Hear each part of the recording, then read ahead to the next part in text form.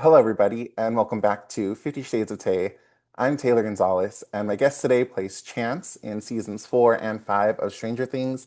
I'm so excited to be joined by Hunter Romanillos. Hunter, how are you doing today? I'm doing great. Great. Thank you for asking. I'm happy to be here, happy to talk. Oh, very excited to talk all things Stranger Things with you. But actually, before we get into Stranger Things, I wanted to know how and when did you decide that you wanted to get into acting? Acting was almost like a late decision for me. When I got into filmmaking, I almost exclusively wanted to be more of a writer director type of thing. I was not very comfortable in front of the camera. But then around when I was 18 or 19, I thought I'd probably be better at writing and directing if I understood the perspective of an actor. So I started acting just to like inform that POV. And then I ended up falling in love with it. I got really into it. All the walls came down. And it was, yeah, like after high school when I went into college, I got an agent. And then it all like went from there. What was your very first acting role? Ooh, I did a few short films. I did some music videos, but the first like booking I really had was season 4. Oh my gosh, that is crazy. Yeah, talk about thrown in the fire with that one. It doesn't get much bigger than that. How did you end up getting cast in the role of Chance? I auditioned for the show a couple times. This was probably soon after season 3. I started auditioning, getting a couple auditions in, and I first read for a couple of the basketball players. And then I read for Argyle too. And then COVID happened. There was a shutdown for months. I didn't even know like if they were going to shoot the show or anything. And then like 7 months later, like after the COVID shutdown and everything, I get a call from my agent, and they said, "Hey, they want you on set next week for Stranger Things." And I was like, "What? For what? Like for what character?" And at the time, it was just teammate. Like there was no chance. It was nothing. But it just came out of the blue like that. And hey, I was happy with that surprise. That is awesome. Do you know where the name Chance came from? Oh yeah, yeah, yeah. Oh, I had a lot of people had my back. I would say because when I joined the show, it was just teammate, and it was only like one line, one scene. I think the one scripted line I had was Patrick thinks he's cursed, and that was it. It was just that. But then when I got there, they fit me for like 10 outfits. Um, they told me I was going to be in like the whole season. They ended up throwing me just into a lot more scenes. I got really lucky with all that. And they gave me the jacket, and the jacket said Chance.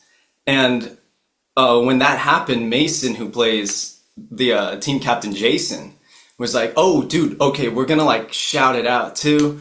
So there's even an improvised line where Jason is like, "Hey, Chance, come on!" And from that point on, it just like luckily stuck, and I got the name in season 5. oh, that's incredible. I know, falling upwards, you know? Yeah. Do you remember your very first day on set and what was that like?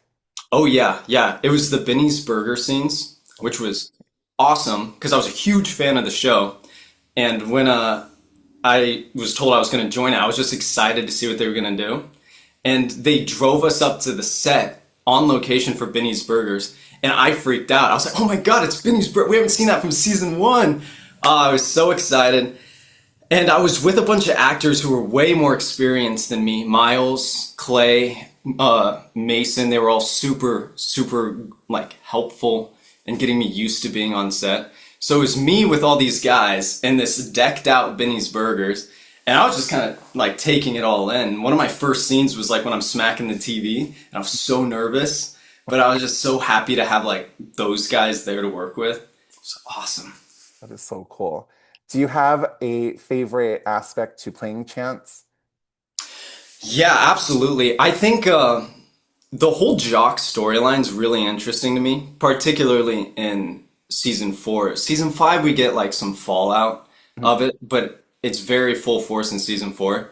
I like that the jocks are kind of a foil to the main kids. Yeah. Like for 3 seasons, we've seen these kids gather around the table, put together a game plan, go out, find the clues, all these things.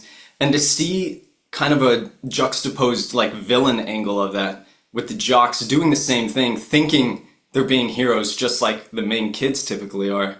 I thought that was fascinating. So when Jason was like doing his pep rally speech, the town hall speech, all that, as the character Chance, I was like believing it because I'm like, oh yeah, well of course he thinks he's in the right here.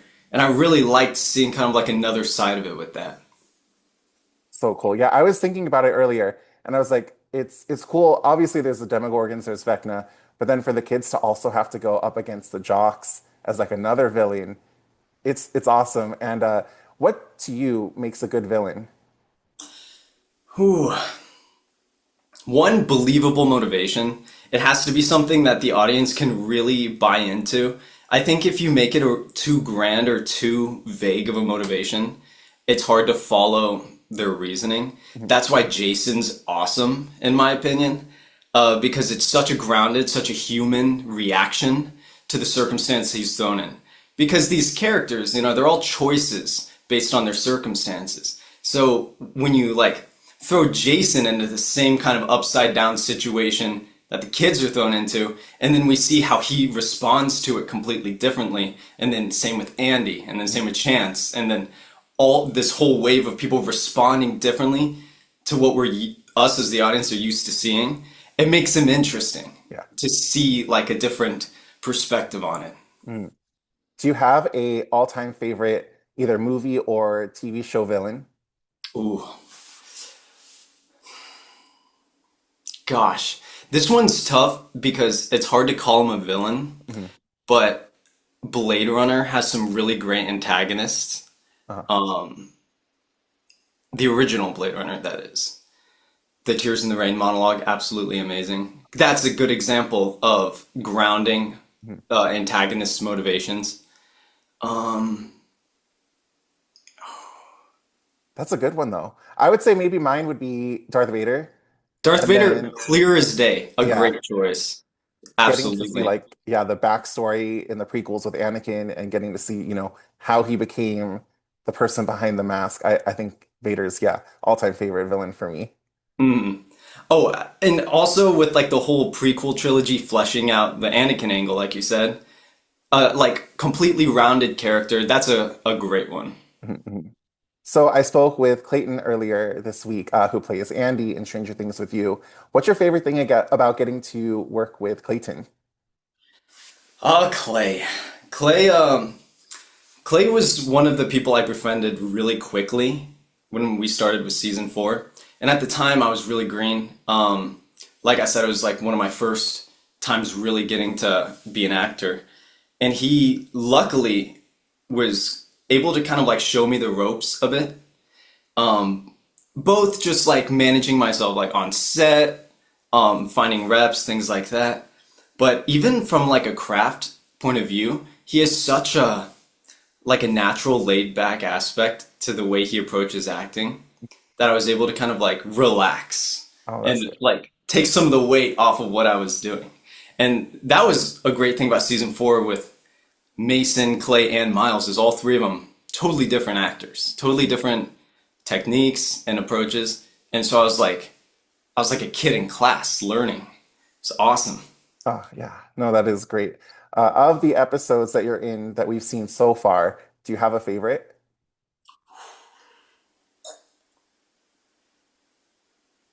I really like what we do in the first episode of season five. Mhm.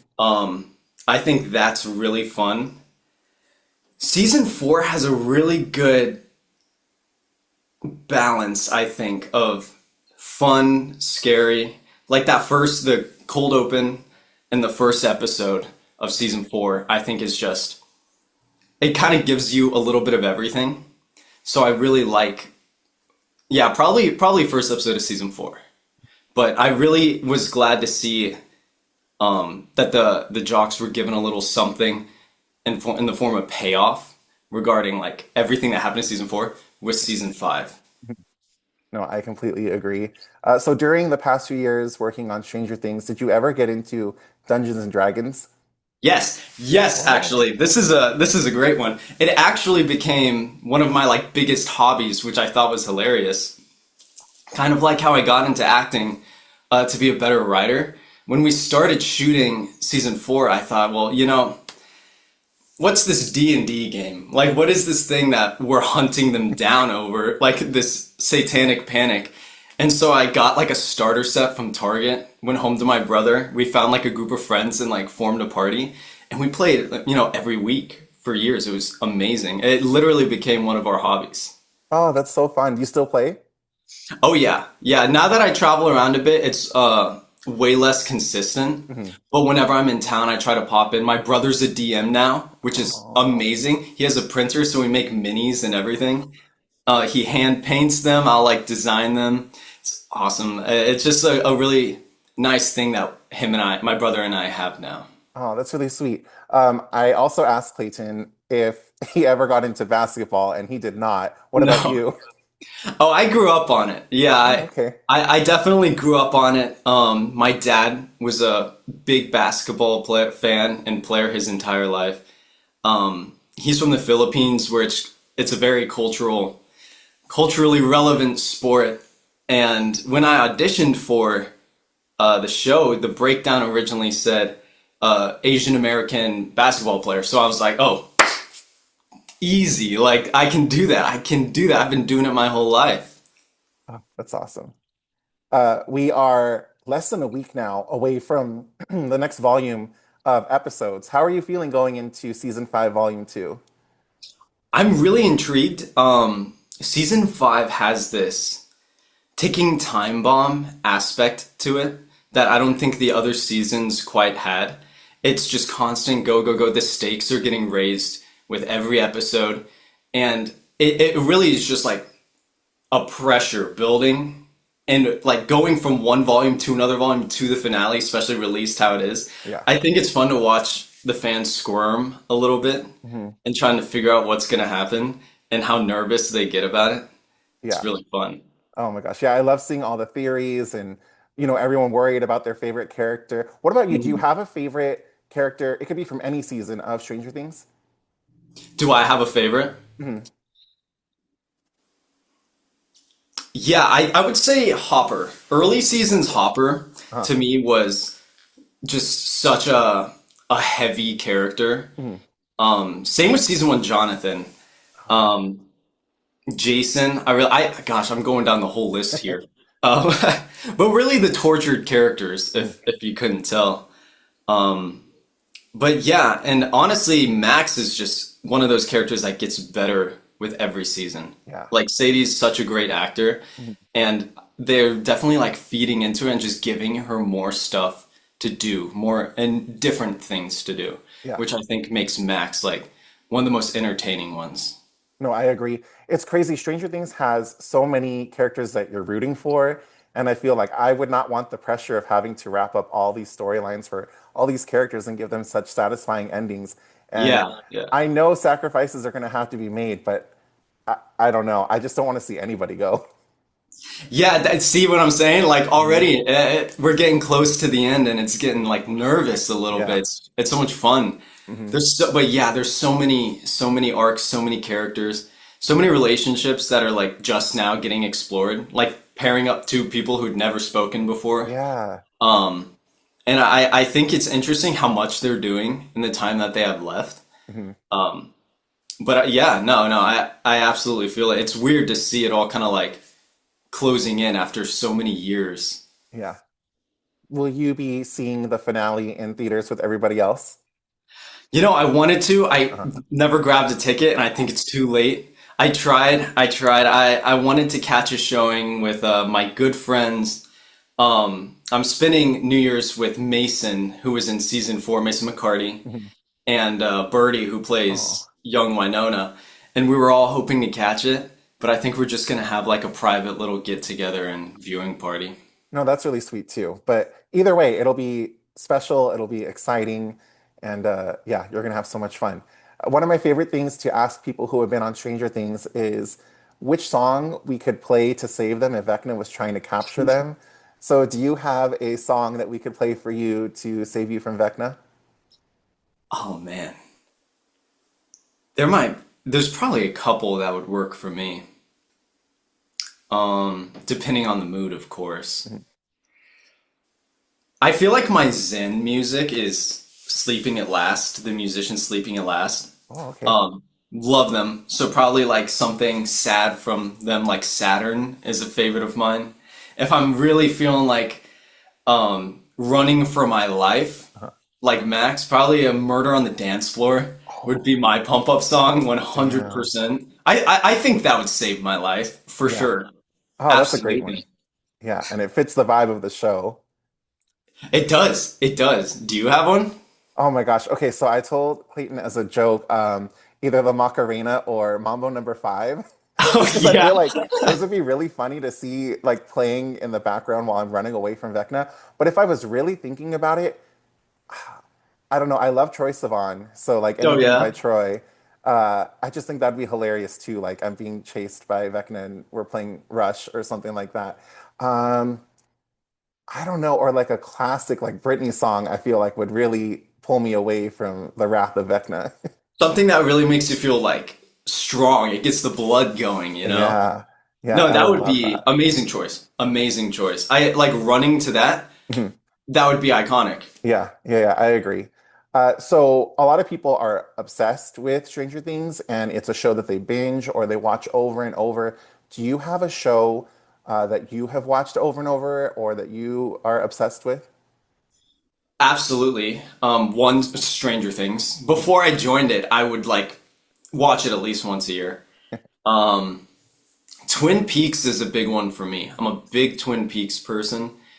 That one's a little harder to binge because the tone shifts so much, Mhm. but huge fan of that one. If I'm really feeling like it, I'll throw on some Drake and Josh and Oh my burn through that gosh. one with my brother or with my roommates. Um, but yeah, I don't have like a the go-to comfort show that I repeat rewatch other than like Twin Peaks, I'd say. All right, that's a good one. Yeah. Um, I'm trying to think of what I maybe for me it would be like Schitt's Creek or something like that. Something Mm. like a comfort I've show, a never funny seen it. show. Never Oh, seen it, but I heard it's great. yeah, it's incredible. I think it's like a show that'll hook you from episode one. Or Mm. there's another show called Kim's Convenience that's also really funny. Mm. It's like a family show as well. I think, yeah, either of those, Kim's Convenience or Schitt's Creek. Highly recommend both those shows. Who's in Kim's Convenience? Because I recognize the Okay. name. Yeah, Simu Liu, who plays Shang-Chi, Simo. is like one of the Plum. leads. Yeah, he's so good Okay. in that. And Paul Sun Hyung Lee, who plays his father, Appa, Mm. he's so good in that show. I think that's another show too. You watch the first episode and you're hooked. So both those Mm. shows, you should check them out. Well, I'm finishing up now Silicon Valley, which Oh, has okay. been an amazing binge. Mhm. Absolutely love it. That would have been a show that if I had started a little sooner, I would have loved to have just played a nerd so Oh. badly. But I'm always the jocks. Oh my gosh. No, but that actually leads perfectly into my next question. Now that Stranger Things is wrapping up, you never know what could come next. Do you have a dream role out there? Is there a specific franchise or movie that you would love to join? Oh yeah, I ever since I was a toddler, the smallest you can be sentient. I've always wanted to be in Lord of the Rings. Oh my I gosh. don't know what shape that would take, Uh-huh. but I've just always wanted to be in it. Specifically, I've always wanted to play an elf, but I would love to play an orc in full prosthetics. I think that would be so much fun. Yeah. But when I was a kid, I wanted to be a Lothlorien elf in Lord of the Rings so bad.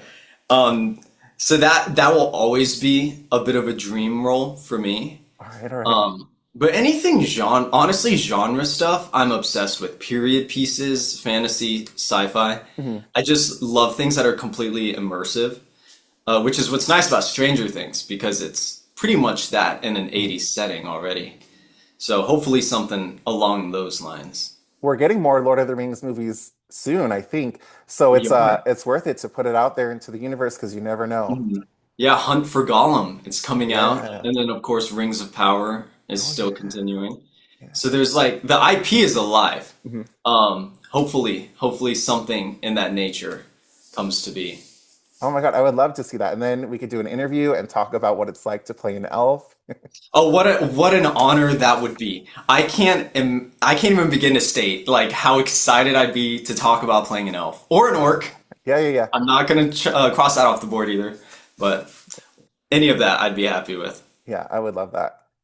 And then my final question is, once you're in something like Stranger Things, there's merch everywhere. Like you can't go to Target and not see, like Stranger Things cereal or lunch boxes. Or the coolest thing I saw lately was a lava lamp. It was a Stranger Things lava lamp. Since you've been in the show, have you been gifted from friends and family, like Stranger Things merch? And if so, do you have a favorite gift you've received? I haven't been gifted anything from fans yet. Like I have like no merch or anything. Mhm. My family obsessed. They love the show, so when I joined it, they were super excited. So whenever they see something, they try to get it. Um, I'm guilty of getting the Stranger Things cereal boxes already. Just why not? Yeah. Um,